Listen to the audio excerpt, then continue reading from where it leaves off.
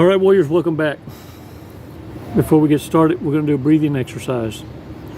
And I'm going to show you what this magic wand can do for you as a loop interrupter. It's going to blow your mind. Very easy. So easy, it's going to be like a fart in the wind, if you will. A magic trick. It's like a spell breaker, if you will. Like when you're in conversations, someone's just having diarrhea of the mouth, speaking about nothingness. You know what I'm talking about. A lot of empty words, conversations with zero substance. Let's take a badass walk on the beach, warriors. Let's expose some of the narcissistic cons, not the behaviors. The behaviors we understand. We know how. In fact, I'm gonna learn you today how to observe your enemy, the narcissist, your polar opposite, so that you can learn their tactics and how they can better serve you by observation, without having to feel the butt hurt, without you having to go through the pain and suffering of the nether region tickles. You know what I'm saying? The only time you lose all your damn senses is when you start feeding the seed of limerence. That's when your one-eyed wonder worm or the leptopias, they find each other. They make music without one or the other. Can't one or the other survive? But they can wipe out all logic, all common sense, and indulging with a temporary feeling of the butterflies. Oh, and one more thing. Call it trauma bond. Yeah, after the love bomb clears. And that's all you're left with. 5 seconds. Let's take a badass walk. We're gonna breathe in together, hold it, release real fast. They're gonna take about 5 damn seconds. But if we can do it in a way where you remember to execute it when you need to, which is when you feel like your back's against the damn wall, or you're starting to get the butterfly feelings, the itch, wanting to be tickled. 5 seconds. That it's for your own good, not mine. Let's do this together and let's dive in. Come on, man. Let's keep it real. Release slowly. All right, shake it off, shake it off. Gotcha's got this one out the dryer. It smells good. Haching gum. It smells like yellow tire. Yellow tire. Warriors, having this awareness about narcissists and realizing that these were the special kids. You went to school with them. These were the special kids that were enabled. This is that. Everybody gets a trophy. No one gets a spanking. They now have grown up to be adults, not young adults, adults. Not only that, but what's happening is they're trying to spread to all the children that they need to be accepted just like they were. So toxicity is raising the generational curse. But understand, they think it's the best they can do because it's all they know.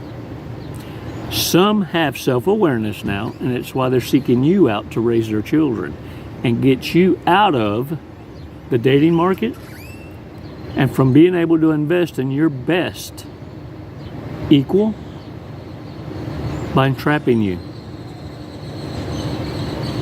by having access to you forever and ever and ever, and ruining any opportunity you may have had.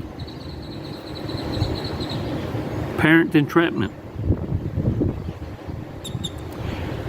Warriors, they can live with alienation of affection. Hell, it's why they execute it first. It's why they punish you. You know, statistically speaking, 1 in 4 marriages is sexless. Not occasionally. Not once a week, not once a month, once a year. Anniversaries, no. Sex less. 1 in 4. Warriors, I want you to check out the directness and the boldness of the entitlement that's out in the dating market so that you can get a taste.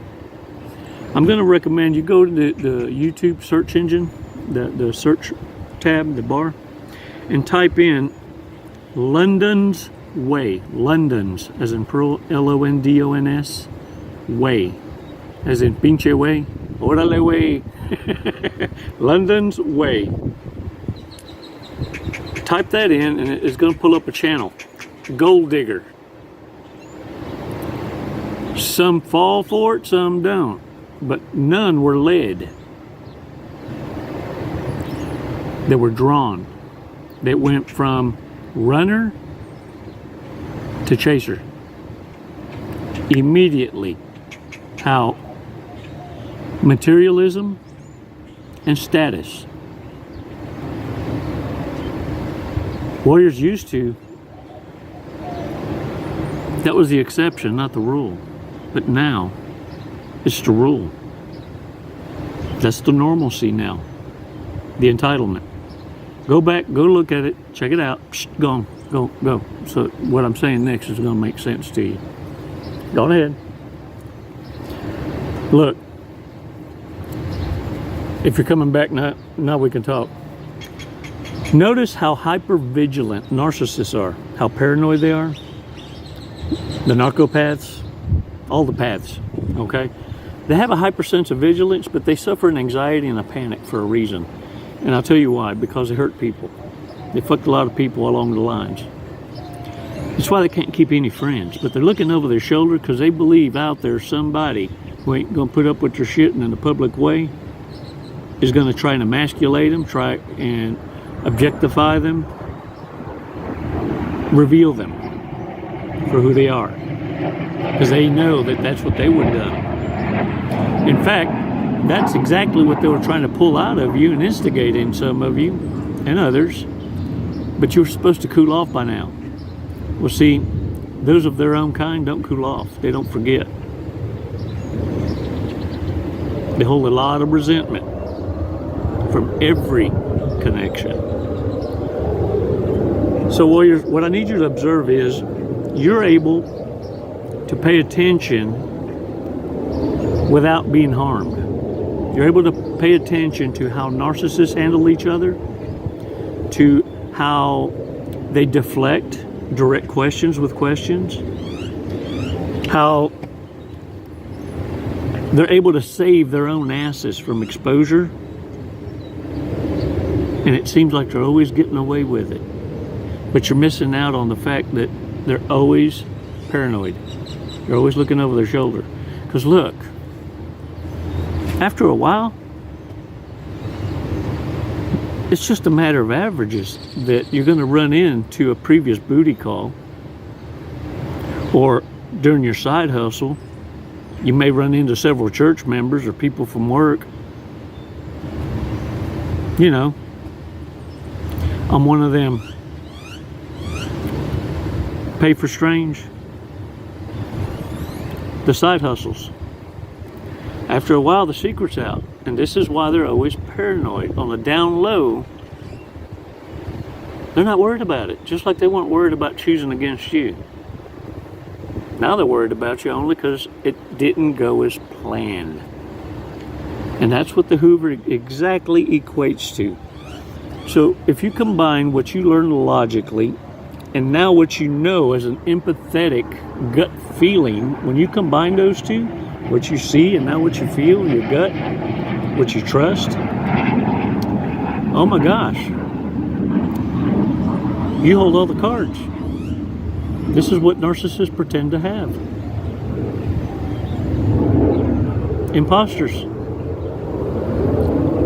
But they need you in order to navigate, even in their world. Because you read people before they make a decision on any leap of faith.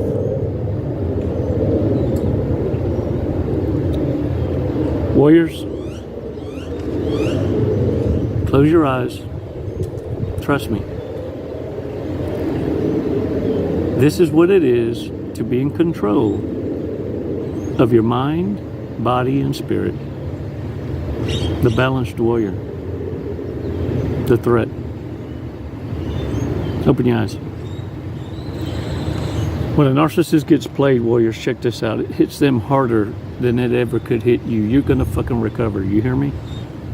Might take a year or two, but you're going to recover beautifully. And you're going to come out glowing. Better than you ever were. Because you're going to be able to dedicate a lot of energy that you had reserved for the dumbass, the narcissist. You're going to focus that now on your goals, and you're going to work harder. You ever notice when you need to take your mind off something, how dedicated you are to try and forget that you just focus? This is what you're going to do. Because narcissists, when they lose it all, to give you peace of mind, they don't know how to build wealth. It's like an old friend of mine used to tell me, an elder, Chico, that one there, that one right yonder, that one got a whole lot of quit in them.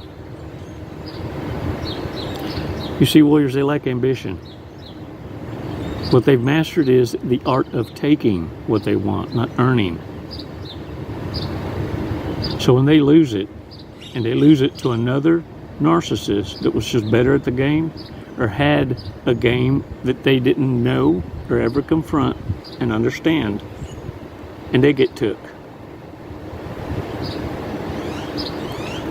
When a player gets played, warriors, that kind of mortification, that kind of an ego death, it's rare they recover from it, because most have spent a lifetime feeling successful and doing everyone else wrong and being rewarded for it, getting away with it, bragging about it. That when that one gets them, that's total mortification. That's total loss. That's a rage that drives them directly into psychopathy. This is why you need to avoid them. You don't know, warriors, if you're the next one that breaks the camel's back. The straw that breaks the camel's back, yeah. That might be your rejection.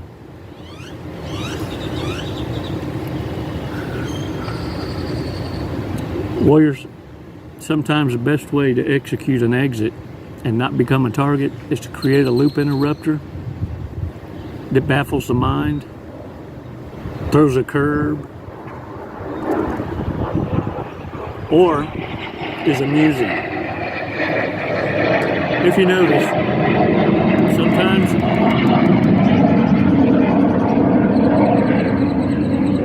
sometimes I use loop interrupters as a joke, laughable moments. And the reason I do that, warriors, is because in doing so,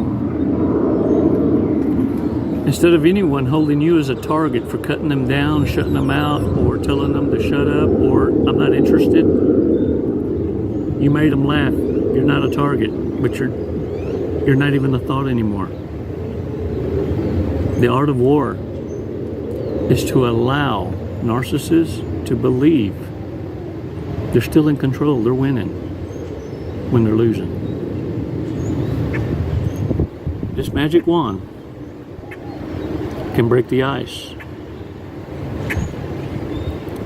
and can become a formidable tool and weapon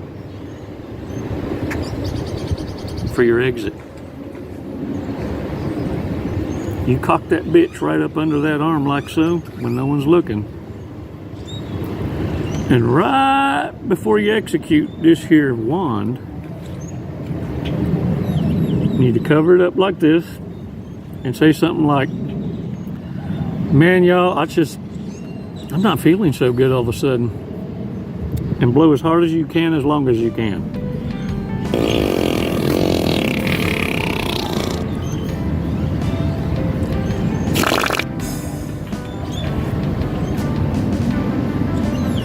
It's never goodbye, warriors. Always until next time. I'm not feeling so good.